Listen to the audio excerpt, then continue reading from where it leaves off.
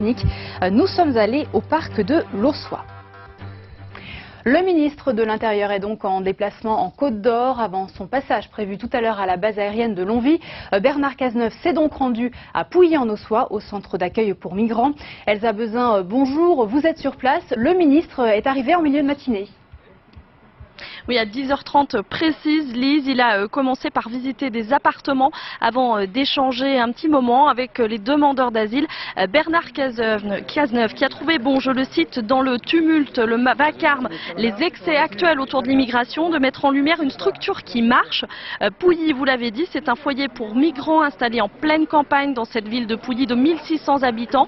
Depuis le mois de février, 60 personnes vivent ici. Ce sont des adultes isolés, des Africains qui ont fui leur pays parce qu'ils étaient persécutés. Et c'est une structure inédite en France et qui va d'ailleurs être amenée à être développée. Le ministre a confirmé que d'autres projets de ce type allaient voir le jour. On va écouter justement Bernard Cazeneuve et puis la réaction de François Patria. Écoutez.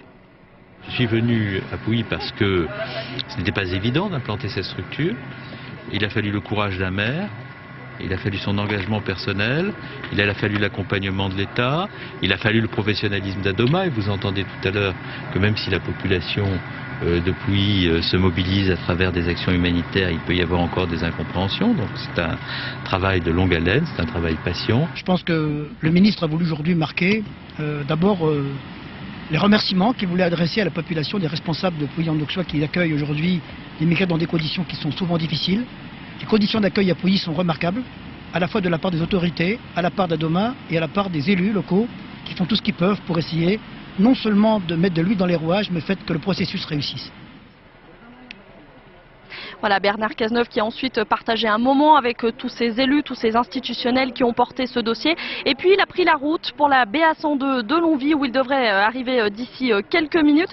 Bernard Cazeneuve qui devrait faire des annonces. Il est question de rapatrier à Dijon plusieurs services. On parle du commandement des écoles de gendarmerie ou encore d'un centre de formation. Cela pourrait vouloir dire que 300 personnes reviendraient sur le site. Évidemment, ce ne sont que des hypothèses.